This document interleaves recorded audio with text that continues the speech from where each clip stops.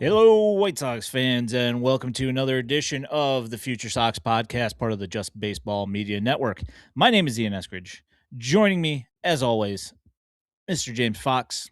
Tonight we'll be getting into some Munitaka Murakami stuff, some additions to the roster. We'll be getting to some Roch Chilowski talk, some Shawn Nukem talk, Eric Fedde signing. How you doing, James? Good, man. What's up? Not a whole lot, just reveling in seeing pictures every day of and videos of White Sox players doing baseball-y things, and it's nice. Yeah, like you get a little bit jealous of the heat, and then like we stayed over in the city last night at a nice night, and on Valentine's Day, and it was like 60 degrees in Chicago. I was walking around today at breakfast. I was like, my goodness gracious, Yeah, it's 60 in pretty awesome. February is awesome. It's so foreign to me. I'm so used to absolutely hating life exactly at this moment every year, and so far this last couple, Yeah, last like 5 days or something has been awesome. we like left our hotel, and breakfast was like a 20-minute walk, and I was like, okay, that's fine. Like walk along the river because like it's not cold. Thanks, Yeah. Adrian. So the White Sox have re-signed Eric Fedde. What is it? 1 year, 1.5 million. Does that sound right? I think that's Yeah. right. Your thoughts on this signing? Yeah, I mean, works for me. I knew pitching was coming. Like we had heard Zach Littell. He's still not signed. My guess is after seeing the Nick Martinez money, right? Like 1 year at 13, like Littell is going to be something similar to that. I don't know. I could definitely see like why they did this instead. I know like the Griffin Canning thing. I didn't see it like yet if that was a major league deal or not. I knew he's like been holding out for a major league deal, and to my knowledge, the Sox weren't offering one. Like they were offering a minors deal. Because I just don't know that he's going to be ready for the start of the season. Padres are in desperation mode where AJ Preller's signing, a bunch of 1 year deals. Yeah. So he's there. But no, I mean, it's like worth a shot on Fetty. I think it's like a back end starter if everything goes well. What James Fegan, I think it was, already has like an article talking about how Bannister like watched him pitch for 5 minutes and changed like two. He's like, hey, what are you doing? Like you look different than the last time you were here. Why are you doing this? Like type of thing. What I think the cutter usage was way down when he was gone. Yeah, so I would think, like, look, is he going to do what he did? I think he was like a 5-win player 2 years ago. Like, do I think he's going to be that? Like, no. But for 1 year at 1.5 million, like, while you're waiting for like some of your kid pitchers to get ready, I think it's fine. Like, I'm totally fine with Eric Fedde, like at this point, but I do think it's guaranteed money. So I think it's guaranteed, or I think it's like that means like a guaranteed rotation spot, like in this organization. Yeah, I think so, probably for at least like the next month and a half. Yeah. It could be also one of those things where somebody has somebody go down, and if Bannister has truly looked at Fetty and just been like, okay, this is what you're doing wrong, it's entirely possible that they can get something for him, a month and a half into the season. I mean, not anything, huge, but I mean, they could get something. Yeah. Like if they fix him again and then he like basically goes elsewhere and he's decent. Yeah, I could see that for sure. I mean, you have like vets in this rotation, right? Where it's Fetty, Davis Martin, Anthony Kay, and Shane Smith are like basically in the rotation. Um, and then you got some guys battling for number 5, which and some other people that aren't actually battling for number 5.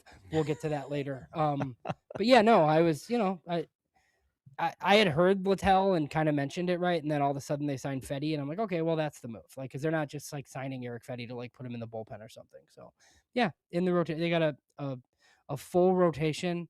And obviously, like, I think what Hagen Smith, Noah Schultz, and Tanner McDougal do this year will be, will give us more information like into the future than basically what any of these other guys are going to do anyway. Yeah, I don't think that Fetty's taking a rotation spot for, much longer than at least maybe a couple weeks before the trading deadline, or at least by the trading deadline. And if he's not and if he falls apart and reverts to what he was doing last year, numbers wise. It's $1.5 million. Like you can it is like you said, it is the White Sox, but I kind of think that at this point that they're okay walking away from $1.5 million. It's not You $15 million a would year think like so. somebody else. Are you surprised at all that it's that low based off some of the other deals? I mean, 100%. he was Yeah. pretty bad last year, but I mean, I don't know, like who was it? Chris Paddock got 4 or 4.5, right? I think from the Marlins, and everybody's always kind of like the data people, right? Everybody always kind of likes him, like his stuff is good, right? But he like never pitches good. It's like that. What that isn't that in Moneyball? It's like, well, if he's so good, why doesn't he play good? Like type Yeah, thing, exactly. like, um, yeah. So yeah, I'm fine with that. I mean, they went I think with spending some of the Robert money, like they went the bullpen route, right, where they tried to do the Jordan Hicks and Dominguez thing, and then they'll just kind of patch together the starting rotation. But I do think there will be an influx of young starters in the rotation, which is like, the reason why maybe they don't want to lock down a bunch of spots. Yeah. We've talked about this quite a bunch, just about the amount of guys that it's getting tougher to get rid of guys off the 40 man. And it's you know, It is. as we saw, a couple of guys have gotten deleted off the 40 man in the last week and a half. Hmm. So, um, And the 60-day obviously is open now. So they could come up with two more spots if they need to, right? Because it sounds like Drew Thorpe and uh Prelander Baroa could go on there essentially, right? And I know yeah, like we saw Kai Baroa Bush looks went. Yeah. yeah, Baroa like looks pretty good throwing, right? But I mean he's probably 60 days away, right? You would think from actually pitching in a baseball game. So, you know, we'll see if that happens. But I mean, look, I don't know that they necessarily need to add anybody to the 40 man, like unless like an NRI makes the team. Yeah. Well, I mean, and at Could this happen. point, I Yeah. kind of think it's gonna be hard for that to happen. Super chat from T Train here. When will you guys be doing your prospect list? What is it? Mid March? Well, it's Is still a that debate. right? Yeah. So we usually do March, but I know Ian, like you've brought up some good points in regards to like the two Rule 5 guys. Like, it's Makes tough. it Like, tough anyway. yeah, like you're gonna throw those two guys on the list and then like send them back potentially in our list right away is just done. So Yeah. Yes. Kev asks, Thorpe is behind schedule. Yes, Thorpe is behind schedule as of right now. He's got what is that? Elbow tendonitis. yeah, and look, he said I think he told James Fegan or somebody that he's not worried. Um, he's just kind of like annoyed that he's like a little bit delayed. Like the Tommy John surgeries are like not perfect, right? And I'm one of these guys who is probably too casual about these things, right? I'm like, I have the surgery and like they'll be back in 14 months and like they'll be fine, right? But that's not always true. No. Yeah, unfortunately, usually the window is about 12 to 18 months. The guys who it really goes sideways for in the rehab, those guys are usually around 18 months. Sometimes even you'll even see them go to like 2 years, where it takes them about 2 years to get either their velocity or command back, and then all of a sudden they're back to normal. But I Yeah. mean, that's the whole thing with surgeries. You never always the last thing to do is get surgery if you can avoid it. That's why they usually try and rehab the guys first before Hmm. sending them to get TJ. So Well, and I don't even know like who said it here. James said still dealing with elbow issues. I don't even know that that's true. I like his elbow. Like he went to the doc, and he's fine. But there's like some soreness or whatever, so that's why they think it's tendonitis. So like structurally he's fine. yeah, there's no tendon damage, no ligament damage. There's no foreign bodies in the elbow, so it's just kind of one of those things, like everybody has a slightly different rehab. Some guys have their, where it pops inside their arm and it feels weird, so they kind of freak out and it's a little bit sore. So I don't know. We'll see. Um, so probably the White Sox added 3 guys this week. I'd say probably the guy that's most likely to make, some impact with the White Sox. How much that is, I don't know, is, Austin Voth. The White Sox signed him out of the Chiba Latte Marines in Japan, and before that, he pitched for the Mariners in, 24. And actually, I was kind of surprised that he went to Japan because he had like almost like a flat one whip the last time he pitched in Major League Baseball and had like a 3.5 ERA and didn't get re-signed. I thought Well, that was kind of but he strange. like walked a lot of guys in Japan, didn't he? You know what? I didn't even look at. I didn't even look at that. Yeah, because I think somebody His told. whip wasn't too bad the first year. The Okay, second year because it somebody was made a comment weird. I saw where it's like, I don't know why they'd want a guy who walks 6 guys per 9, and it's like, okay, well, I mean, that's not all that it's. I mean, it's also a minor league deal, right? So, I don't know if he's like useful out of a bullpen or if he's going to be starting at Birmingham because I don't think Charlotte has a rotation spot for him. Um, like not right now with like as many of the guys that are there. So yeah, that one was interesting. The other one that you tweeted like was interesting too, like some Pioneer League masher. So weird, right? So this guy, he plays at Hawaii, transfers to the SEC, and plays for the Kentucky Wildcats. Has a fairly decent year with the Wildcats. Nobody drafts him. Nobody signs him right after the draft. He goes and plays in the development league. He's okay, nothing great. Takes a year off of baseball, comes back and plays in the Pioneer Leagues, which, if for the people who have been paying attention to White Sox minor leagues for uh, over 5 years, remember the Great Falls Voyagers, same league. He hit 69 home runs over 2 years and had a 1200 OPS 2 years in a row. So I don't, and he's an outfielder, and he graduated in I think 2000. What is it? I don't even remember when he graduated, but he's like 26 years old. Mm-hmm. So he's older. So there's like time is not on his side, and he doesn't have a lot of time to make it through the minors. But one of three things is going to be true here. Is either it was the worst competition that he saw. It's going to be either he figured something out, got stronger, or mentally mature, or there's something that you don't want to assume or talk about. I mean, like one of those three things has to be true. Yeah, and So I wonder if he's like gonna play first base somewhere because that's the one thing. Like I was kind of going through minor league rosters and seeing if I could predict some of them. And the one thing the White Sox don't have is first baseman. Like I think they're just gonna put dudes over there. I mean, you have like Lyle. Miller What? Green, Yeah, he'll be at like yeah. one of the spots, and then you could. I mean, Delaney could play first, but like doesn't have to, right?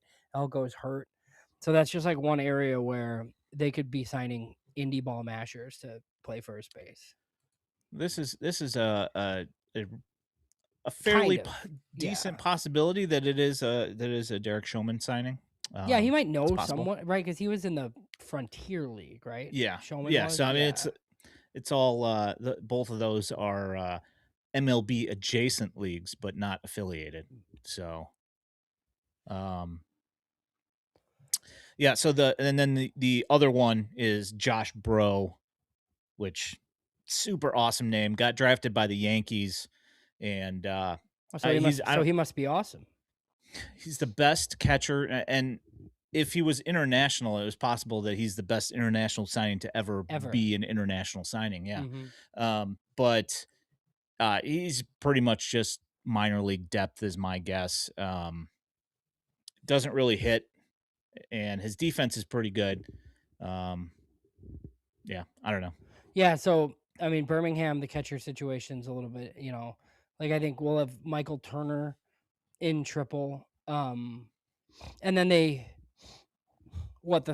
third catcher cleared waivers, right? So he could he could go to. True Romo. Yeah, Romo could be in Charlotte too. He's probably the primary guy in Charlotte, I would think. Yeah. I mean, like they've drafted so many catchers over the last couple of years that have actually turned out to be halfway decent, players in Yeah. general. Like they'll either they'll put up like decent offensive numbers. I mean, Turner's been fantastic when he doesn't have broken fingers. Um, I don't know how much run he's going to get, and it's going to be very tough for any of these guys to get any serious real run with Teal, Lee, and Caro all on the major league roster. I don't know where these guys go. I don't know at what point these guys just kind of they end up trading a couple of these guys just because, and not that I think that they're going to be able to get anything for Josh Bro. Yeah. But yeah, it's just a interesting thing. And So he has like 76 career minor league homers, I think. Josh Bell. something like that, but Yeah. it hasn't been in recent years. Like it No. was earlier on in his Yeah. career, and it's just like he played for the Phillies last year and didn't really hit a whole lot for them either. Yeah. 220 average or something like that. I want to Yeah, this say. happens. There's like minor league signings all the time. Yep. So one of the guys that got sent packing off the 40 man, Jairo Iriarte, Erie 8. Yes. Erie 8 has gotten a non-roster invite to spring training. And here is this is something. We already had the Murakami issue with the nameplate. Now we've got Jairo Erie 8 with misspelled jersey. I don't know what's going on over there, but somebody needs to start doing some proofreading. Yeah. Before in this case, Erie 8 might be better than Iriarte is. Like I think we'll take our chances. Like maybe the Dylan Cease trade will look better if it involves Hyro Erie 80 Erie 8, instead. yeah. Yeah. Than Hyro Iriarte. But yeah, it's been a rough week for White Sox PR, man. Yeah. You know what? Let's just go ahead and move to that now, since we're on the subject of gaffs. The Getz gaff. Let's talk about the Getz gaff. For whatever reason, Chris Getz referred to Luisangel Acuna as a switch hitter, not once, not twice. It was like 3 or 4 times. Too much. Your thoughts? Well, so the funniest thing about this, right, is that it blows up when like Sam Phelan kind of like does the actual research, right? And then like Sean Anderson talked about it in CHGO. So the Friday night that I did not attend Sox Fest, right, where you went and Elijah went, like I recall getting a text from you that says, "Hey, Getz just said Acuna's a switch hitter," with like a laughing emoji or something, right? Like whatever. And I was like, "Oh, he's not," but whatever, right? And we just kind of like went on with our day. And then for the next 2 weeks, he kept saying it to everyone, apparently. To the to the point where like, yeah, we're both like kind of laughing at this, like. Look, there were people that were really very mad about this. I mean, they even like talked about the White Sox on 670 this week. That's how big of a story that it was, you know? Yeah. Yeah.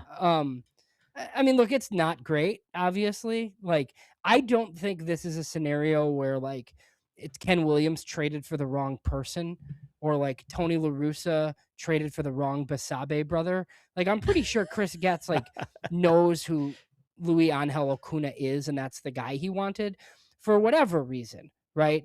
Like he did the laugh it off thing, which probably makes sense.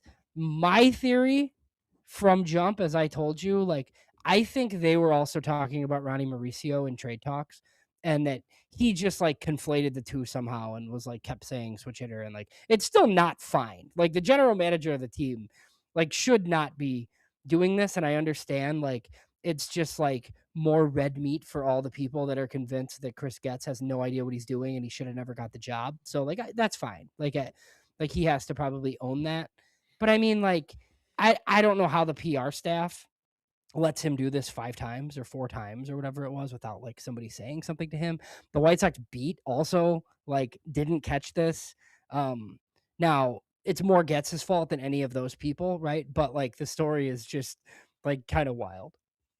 Yeah, I think I've seen a couple of comments that said that think it's overblown. Some people think Getz is an idiot. I don't think Getz is an idiot. I think he did make a mistake, and I don't actually think that he thought that he was a switch hitter. I mean, I could be wrong, and he's just completely mistaken, but I don't think so. I don't think so either. Yeah. And I just don't care that much, to be honest. Yeah, he's just like it's just like it was in his like lexicon of like when he's sharing with people, right? Like, you know how like somebody asks you something about like what you had to do like at work or whatever, and like you answer them, and then somebody else asks you like an hour later and your answer is like similar, and you have your like contrived answer, and like you Yeah, just like yeah, give it to four 100%. people, right? That's like what he did, but it was just like there was something not factual in it, and he like kept repeating it. And I don't expect that to make anybody feel better, but I just think it's kinda like, I don't think he traded for a guy who he thinks is like a switch hitter. Yeah. It's just like something he was saying, and for whatever reason, yeah, I don't know, man. Yeah, I Blank mean, that's blank pretty much what name, I like, I get it, man. Like, me and Ian came on here, like, when we first started together, and neither one of us said that we woulda hired Chris Getz for the job that he was hired for. But I think since he's been hired, under the restrictions that he has, like, in this organization, he's brought in some really good people. Now, there's some trades that are iffy and other ones that aren't great, right? But, I mean, people who I really respect have, like, signed up to work for Chris Getz. So, that part makes me feel like a lot better. yeah. I think it was just a contrived statement, just a rehearsed statement that he had about the trade, and, I don't know, he just got something mixed up in his head. I don't know whether it's because of his brother or what, but, yeah, it didn't work out. A lot of talk about that, and, Yeah. was it Ken Rosenthal was hammering him this week on, what is that, Foul Territory, Yeah, and on the then Foul today he called Territory show. yeah, Yeah. I forget who it was, but he called somebody a left-handed Herman Marquez called him a left-handed pitcher when he's a right-handed pitcher, so somebody Yeah, called Ken him out Rosenthal did called today, him out yeah, on it. Yeah. on Twitter, yeah. And he was, like, late on the news. Somebody else beat, I think Passan or somebody had it first, like, Passan's been Yeah. killing the offseason. Well, let's Yep. just do Acuna now then too, 'cause like, some more came out about Luisangel Acuna today that I feel like sparked some interest from you at least, you know? Yeah, I mean, was it Brooke Fletcher had talked to Luisangel Acuna, and he had said that his most comfortable position is actually in the outfield, not at second base, which has like kind of flies in the face of everything. Everybody's kind of, at least in White Sox world, has had their eyes on, thinking that he would be more comfortable and that he's supposed to be a second baseman and not an outfielder, that's his secondary position. He says he's more confident in the outfield. What are your thoughts? Well, so I remember what that was like the Scherzer trade, I think, right? Where he was like the headliner to the Mets. And at the time, like I thought he was a center field prospect for the Rangers. And it was like, yeah, this guy plays center, but he could probably play the infield too. He's like pretty versatile, whatever, right? So then he gets to the Mets and he's like in this utility role, like in the infield. I mean, he was playing center field and winter, but like when they traded for him, my first assumption was that he's your center fielder because he's not going to play over Mydroth and some of these other guys on the infield. Like if he can't play center field, I don't really understand the addition. Um, so yeah, I mean, I mean, if you ask me to like predict like who has the most time in center field like all season, like I think it's probably Acuna. Like, and I think it's which I also think kind of buys him some time, right? Like I kind of feel like if he's like a 95 WRC plus guy with like his defensive ability and steals and everything else, like he could be like a two war player, like just playing as often as he will. I know everybody kind of thinks this guy's just like terrible because of like 140 big league at bats or whatever. But I mean, I do think he's useful, especially if like the defense is good in center field.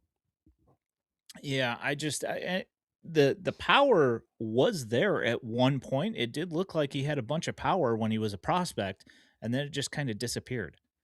And they said that he said that he found something in his swing that has kind of corrected that a little bit. Obviously we'll see what ends up happening. Um, just to also mention this, yeah, I get that, but he hits right-handed as opposed to left-handed. That was my point. That was my point, is that the Acuna brothers both hit from the other side. So anyway, yeah, I don't know. I'm interested in seeing what he can do. I know that after watching some games with him last year at second base, that I'm not really that hype on him at second base, and I think that he would have to do something to beat out Antonacci or Mydroth defensively at second base. So I don't think that he'd do that. He'd have to do something offensively way better than what they're going to do. So to beat them Yeah, there. yeah, for sure. So, yeah, I mean, I think he's obviously, like he's gonna get a lot of time, right? I kind of look at it as like similar to the Vargas situation, right, where they think he needs runway, and this is a place where he can probably get that. Yeah. Kev asked if they still have the worst outfield in the American League. I don't know. I mean, probably. I mean, it's like Acuna, Hayes, and like Pereira / Benintendi / Brooks Baldwin. I mean, it's not great, but I'd have to look at like every roster to see. I don't know. Yeah, that's a tough one at this point. I guess we'll find out, huh? Yeah. At Our this guy point, Adrian, go ahead.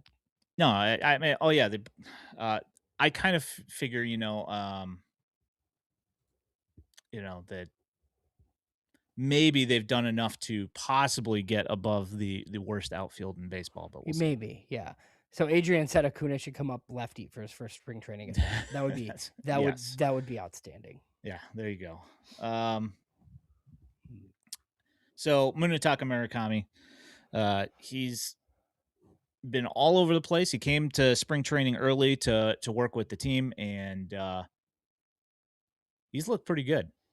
Your thoughts on what you've seen from him so far? Yeah, I mean, I think it's kind of like something that you and I had talked about. Like, one of the things I think that wasn't really talked about that much is the fact that, like, in the league he was in, they don't face velocity all that much, right? So they don't practice against it. So, like, if this guy is like as talented as people like thought he was coming over, well, now he's going to be able to face like 95 plus, like on traject machines, like, right? And in theory, he would get good at that. I mean, it does seem like he has like massive power, right? Like that part's true. Is it going to be like too many strikeouts to like make the massive power be like worth it? Maybe, like we'll see, right? But I mean, he's like taking Aaron Hicks. I'm going to keep doing that. Jordan Hicks, like off the wall. Like, and yes, I know it's like BP, but it's live BP. And everybody that's been there is like, oh my God, this guy is like super impressive, right? And he's walking around, he's signing all the autographs, he's playing some third base because I think that's where he's going to play in the World Baseball Classic, right? So, yeah, I'm kind of Yeah, upset. he Like when leaves I'm on the there, 27th. yeah, when I'm there, he's gonna be gone. He's gonna still be in the WBC. But yeah, I mean, it's better than him looking terrible, right? Like I think you have your people right now, and we're gonna get into this like when we talk about Chilowski too, who are like just like the army of your White Sox buzzkill army that's like all over the place. It's like if you want to be like excited about Munitaka Murakami, do it. Like it's fine. Like I like watching him hit bombs in like warm weather in Arizona. Like if that excites you, like be happy about it and don't let anybody rain on your parade. Yeah, that's what I say. If you want to be happy about Mune signing at this point, you're allowed to be very happy because he's done nothing but look the part, that was suggested that he would be when they started initially talking about his contract. He didn't get that, but um, the numbers are looking good. 115-mile-an-hour exit velocity, Yeah, even put if that it on is. play. Yeah.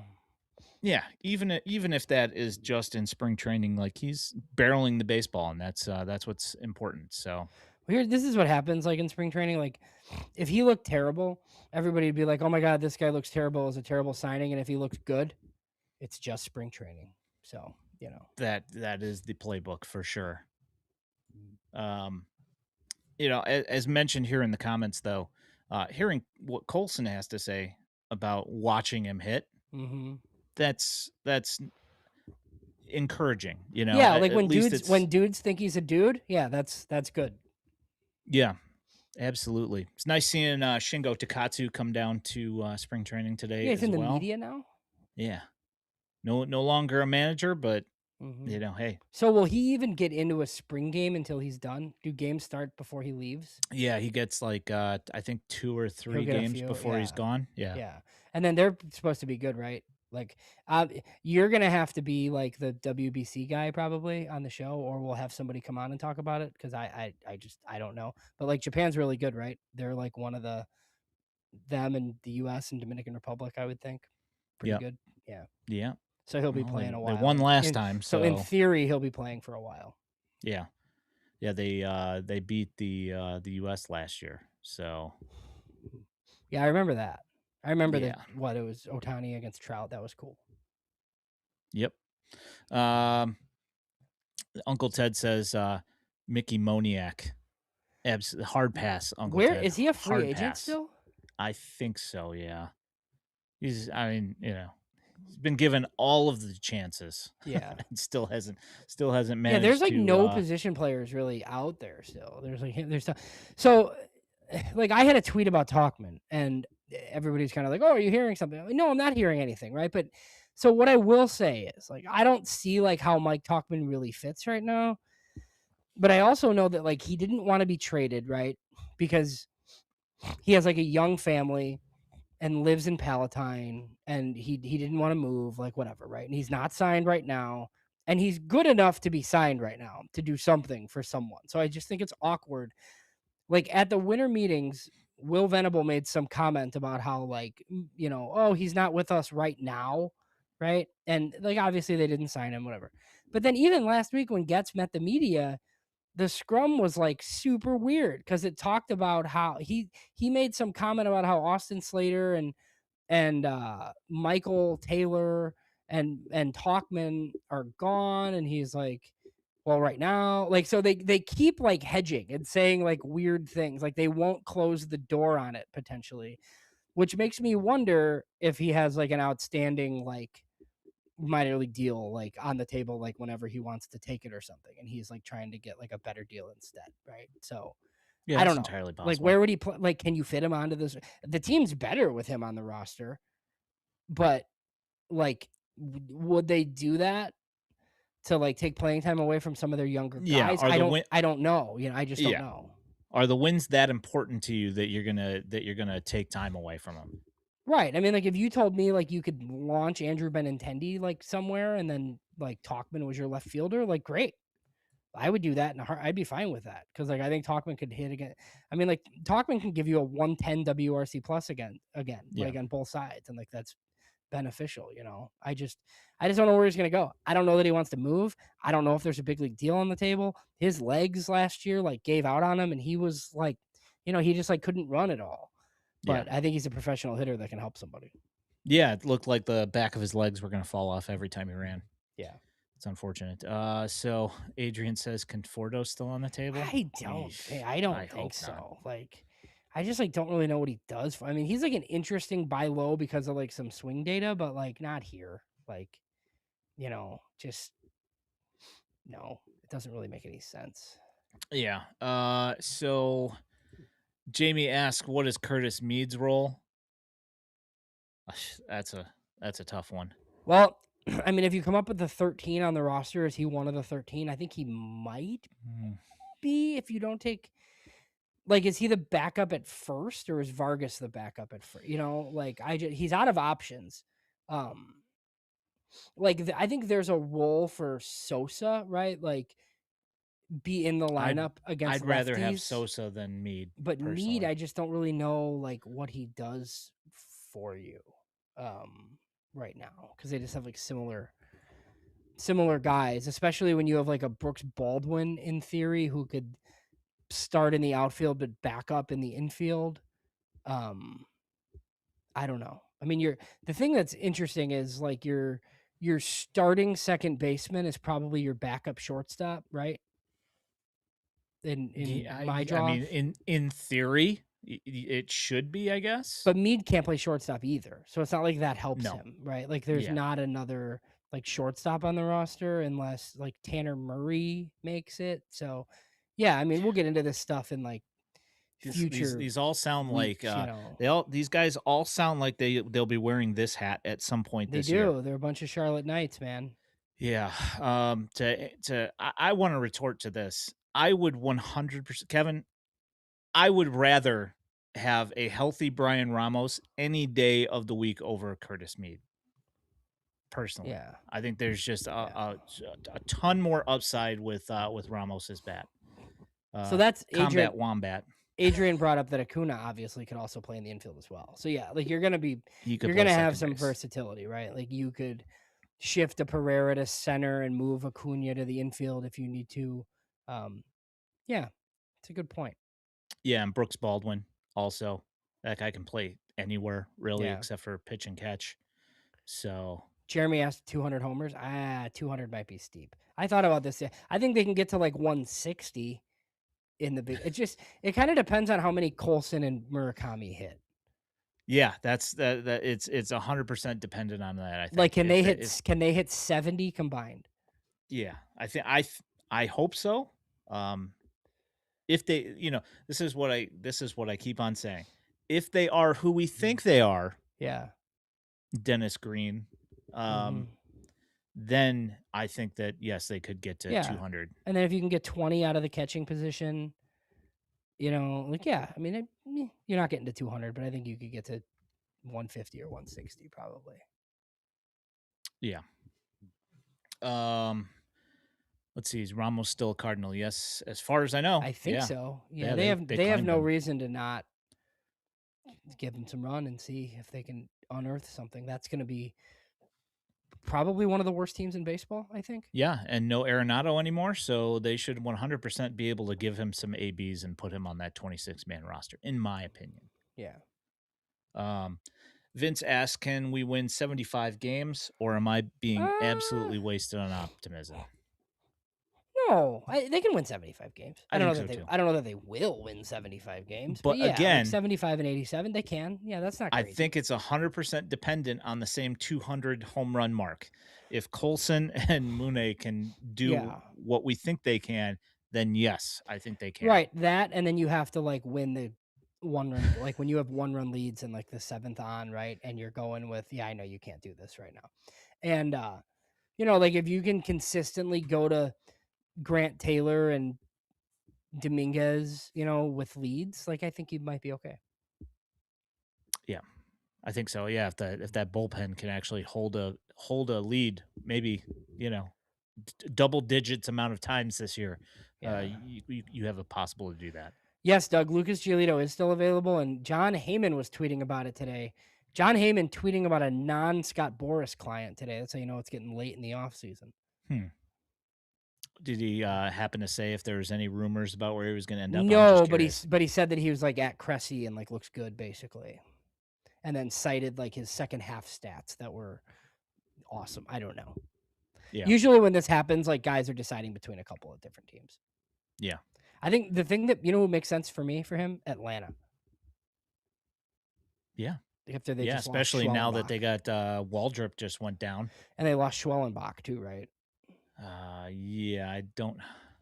And they said they don't know how long that one's going to be. So it's basically what? It's just Giolito and Zach Littell basically that are out there because it seems like Scherzer's just going to sign with a contender at midseason.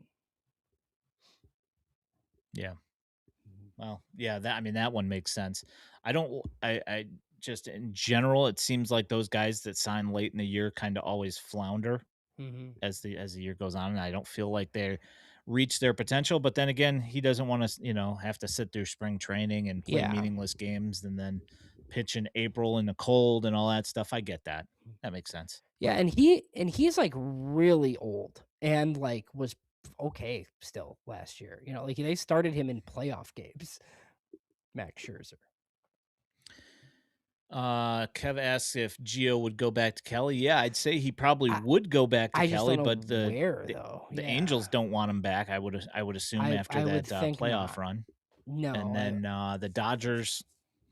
I mean, I guess they could take him, but Giants. It seems like Giants have their full rotation. A's moved.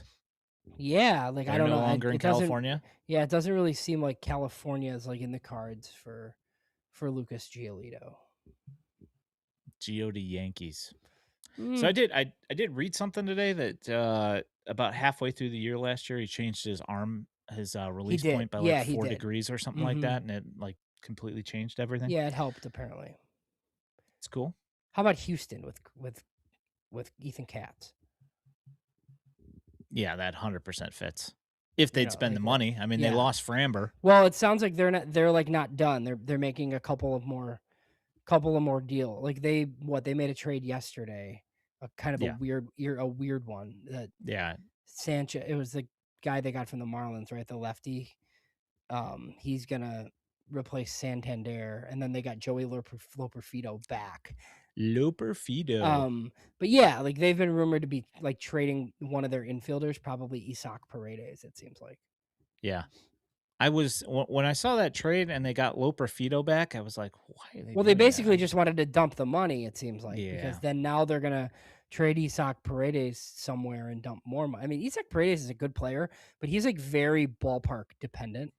Because after the Brewers made their weird trade last week where they traded Durbin for Red Sox pitching, there were some people who were like, oh, maybe it's Paredes for Milwaukee, but he's like not a Matt Arnold type of guy and not a great fit like in the Brewers ballpark at all. So I don't really think that's I thought Paredes would be in Boston personally.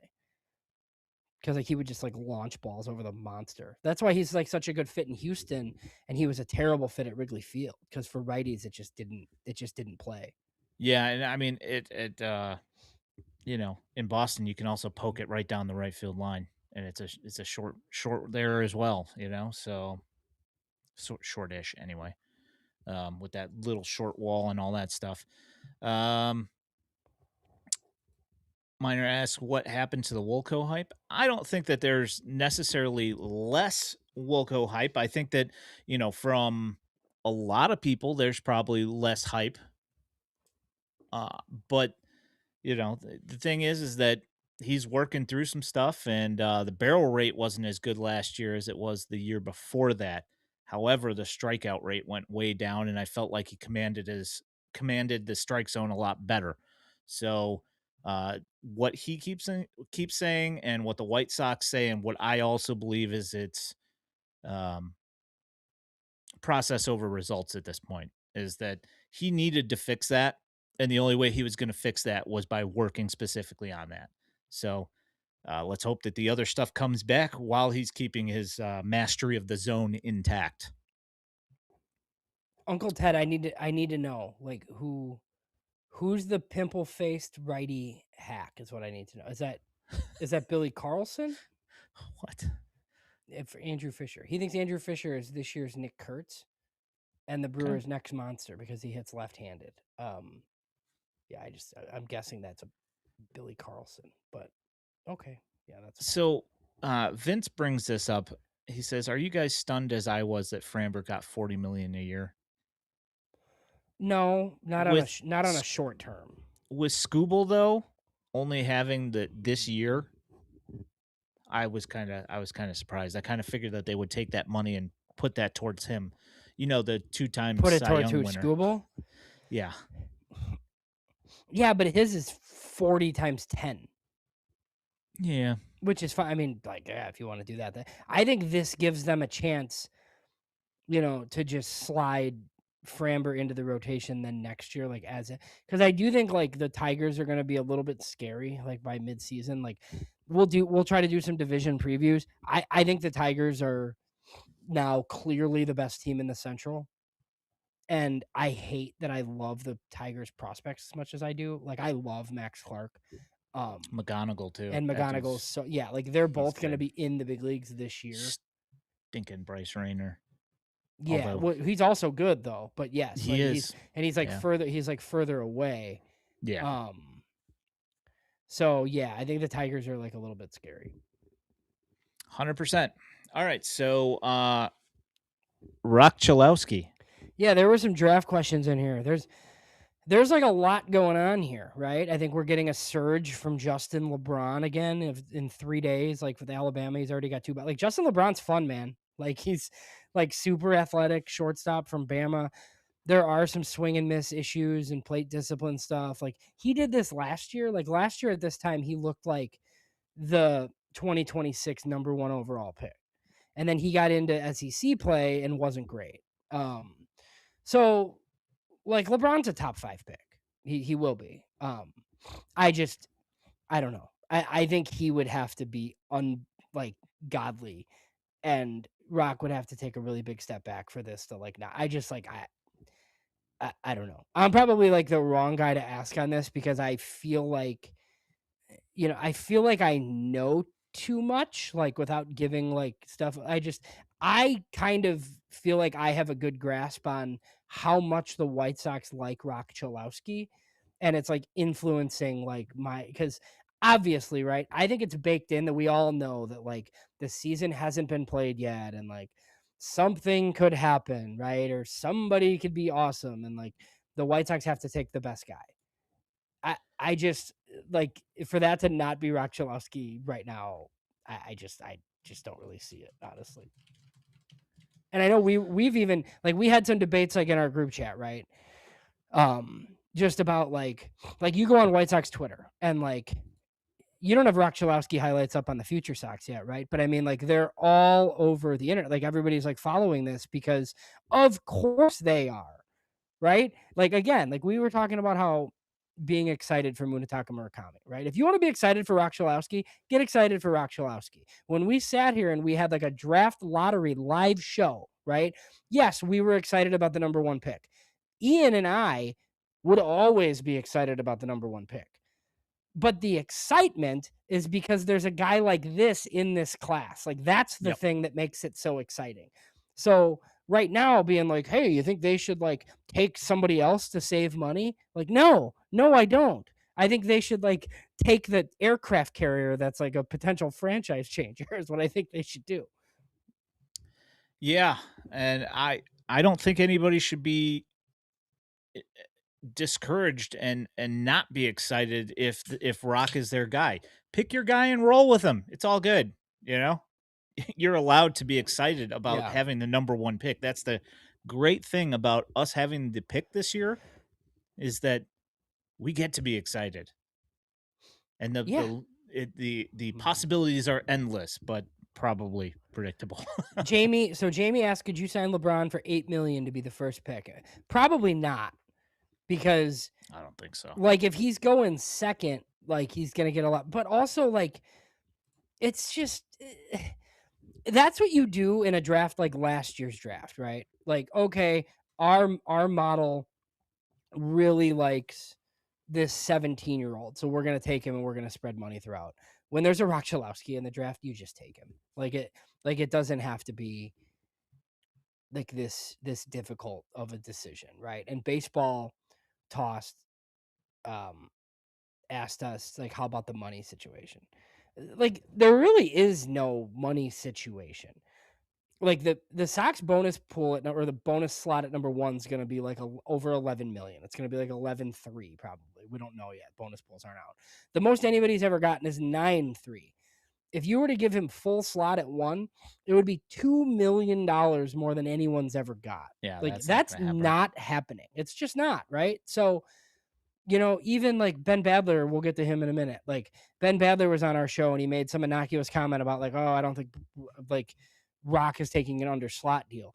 I don't think he meant an under slot deal.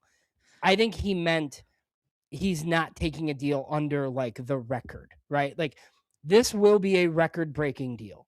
Like if it were 9.5, that would be glorious. That would be tremendous, right? But even if it's 10, like you could sign him for 10, break the record by 700K, and still have $1.3 million left to like do something with later. It's just not worth worrying about.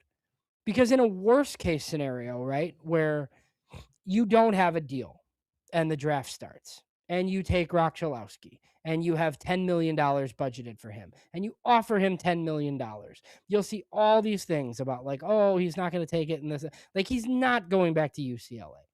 Like he's just not. So like it's just not worth. Like you'd like to have a better relationship than that, obviously, like with the player, but it's not really worth worrying about. They'll take whoever they think the best player is at 1, and as of right now, like that guy's pretty clear who they think it is. Yeah. Yeah, I agree. I think that that's probably who it is. What's that? Ira Oh, Gororowski? yes, I forgot about Gora this. what was Yeah, that? Ira Gorawara, I think. Yeah, so Garawara, that's what it she's is. a yeah, she's a college writer at The Athletic. She has a piece up at The Athletic. I retweeted it. Really good today. And it's just like very baseball-y stuff for all the people who like if you listen to a lot of Chicago media stuff, and all the rage has been Alex Bregman, and that's fine. Like the Cubs deserve credit for that signing. Like that's what you do when you're like trying to win a World Series. You sign good players. Bregman is known for being like one of these baseball rat leader type guys that like helps the whole org and whatever, right? Like whatever you think about that, like whether you think it's nonsense or matters or whether it's overblown, whatever.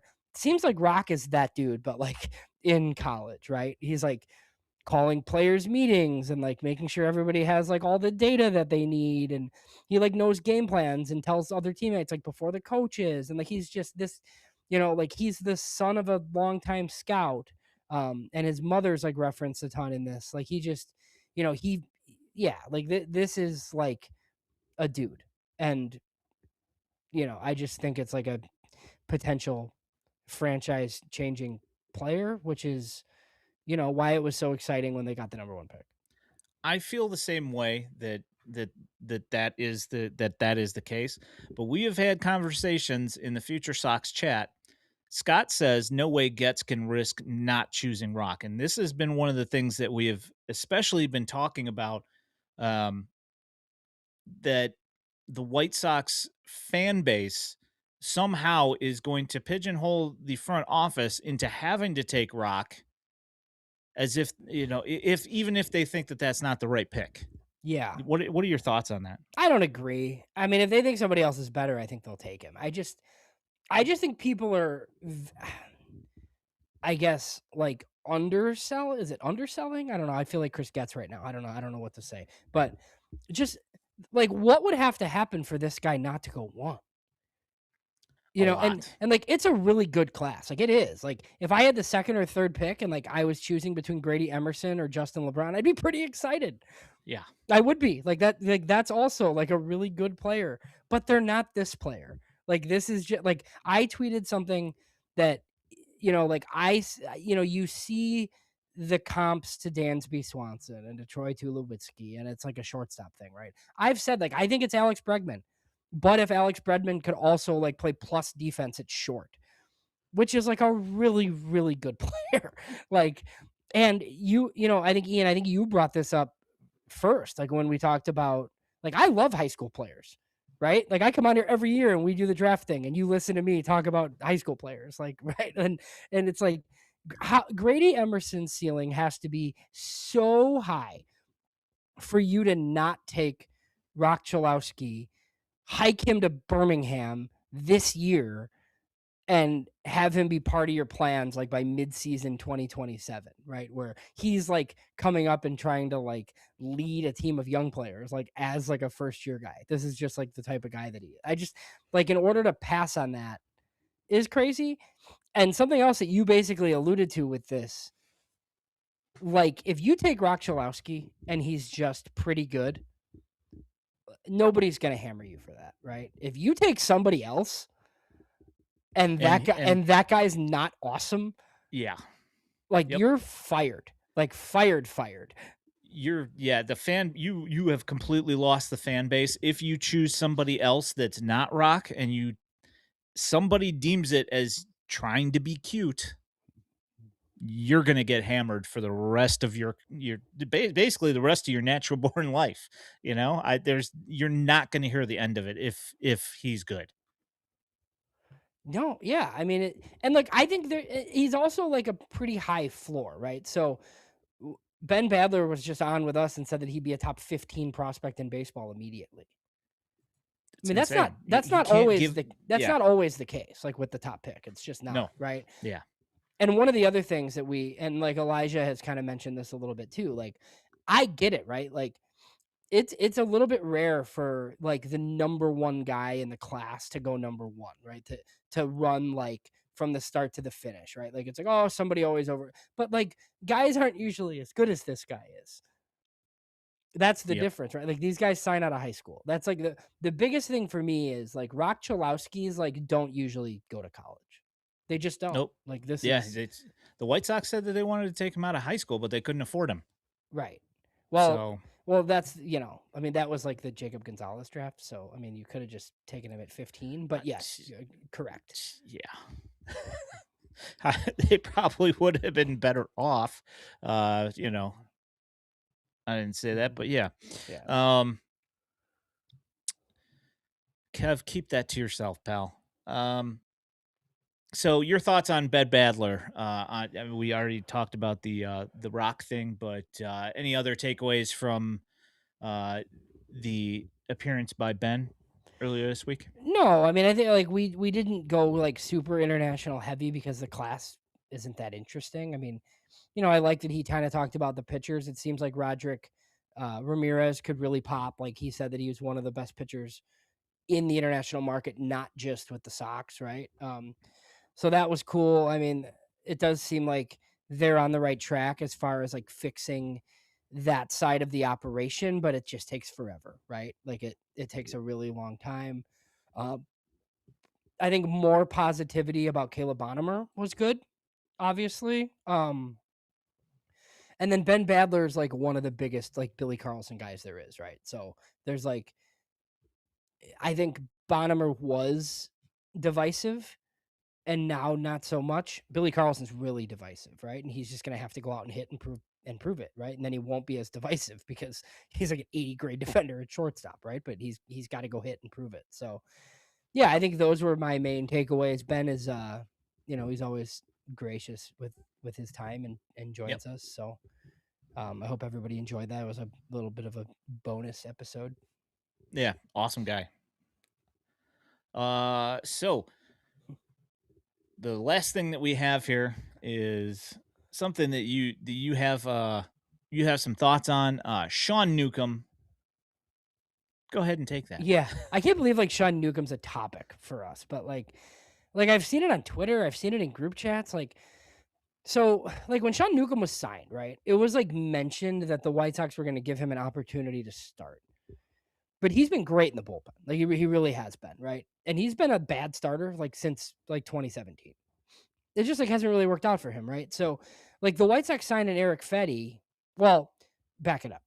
So I kept saying like, hey, I think the White Sox are going to sign a veteran starter to like out of the mix, right? And people are like, oh, they promised Shawn Newcomb that he'd have a chance to start. And I heard this so many times, right? That like I think like Shawn Newcomb's publicist must have like a bunch of burners or something. But I was like, yeah, I don't really think they care about that. Like, it was like my stock answer. And then they sign Eric Fedde, right? Which basically moves him out of the rotation. They have 4 locks for the rotation, plus Sean Burke or Jonathan Cannon. Like, what would even have to happen for Shawn Newcomb to be in the rotation at this point? And like, I just don't know why people care so much. Like, I've just had so many mentions like, oh, they promised him that he could like they got 15 guys like trying to be the 4th and 5th starter. Like, it doesn't mean it's going to happen. Like, look ahead, look at the roster, and like there's just like no path for that. It's like driving me crazy, and I shouldn't care. Yeah, I do not. I'm not worried about it. He's not. I don't think that it's even a possibility that he ends up in the rotation. At least you would hope not. If it does, Armageddon has happened once again to this pitching staff. Is my thoughts. Well, because I think they'd go with Vassell over him. They'd probably go David Sandlin over him.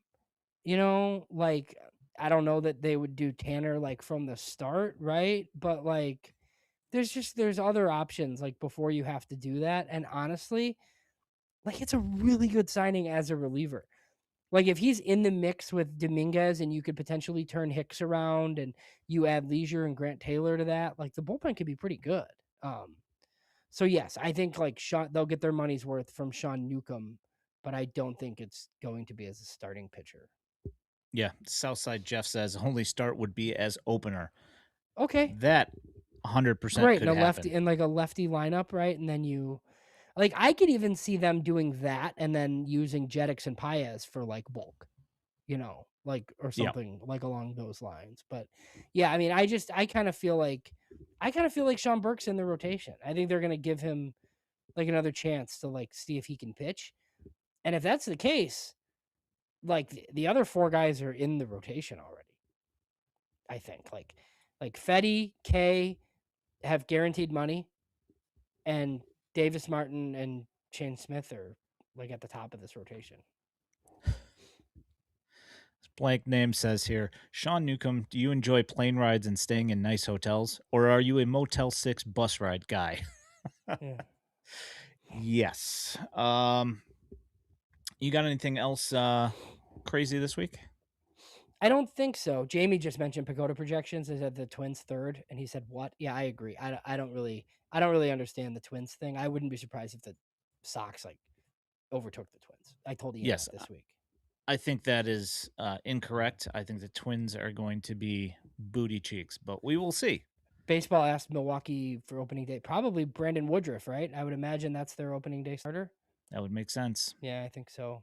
Shane Smith against Brandon Woodruff in Milwaukee. Should be, I mean, And then should be fairly decent. I'm going to games 2 and 3. I'm guessing that's going to be the Miz. So. Oh yeah, you'll see. Well, I mean, unless one of them. Mizorowski just is, if he's now the man, but I kind of doubt it. I Yeah, kind of he'll think probably that pitch Woodruff the will second still or- have second that. or third game. Yeah. Yeah, still have the commanding presence in the locker room to get the first start. Yeah. So one last thing. So you know that who's the the lefty, the pitching prospect that they just got from Boston, the Brewers. He's still only 24. Kyle Harrison, right? Yeah. And he's still only like 24, and he was like a top 50 prospect in baseball with the Giants. Brewers are going to turn him around, right? Like he's just going to be shoving by July, and we're going to be like, oh yeah, the Brewers did it again, because this is what they do. Yeah, I kind of feel like if there's a guy with top end arm talent, if he goes to the Brewers, he's generally gonna be pretty decent. I mean, like Shane Smith added a changeup after in the offseason, and the White Sox just happened to grab him off the Rule 5. You imagine if he had gone back to Milwaukee and that had happened, it would have been like, yeah, Brewers do it again. So, yeah, that's what they do.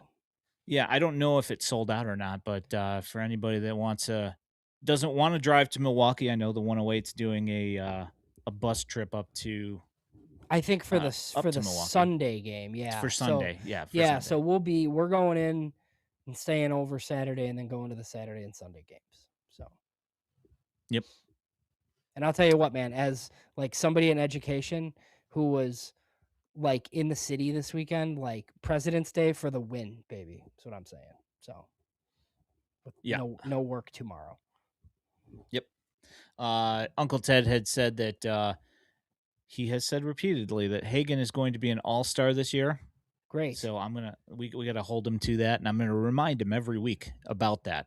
Says he's about to dominate. Bove has his landing foot corrected. So putting that on you, Uncle Ted. I'm hoping that you can manifest this outcome. We shall see. All right, I'm going to walk us out here, James. You have been watching / listening to the FutureSox podcast, part of the Just Baseball Media Network. If you are listening to this in podcast form, know that you can find us every Sunday night at 8 p.m. on YouTube and the Purple app.